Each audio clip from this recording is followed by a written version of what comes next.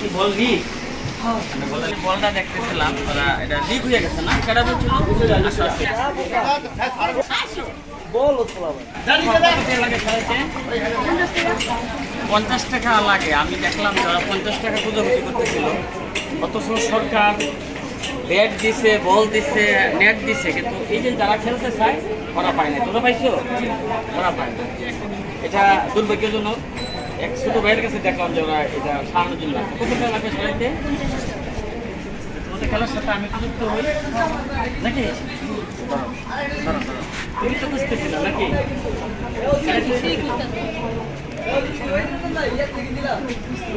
না নতুন কি করবা? হ্যাঁ, তুমি মাঠে খেলবা। খেলাতে থাকলে মন ভালো থাকে, তাই না? খুশি?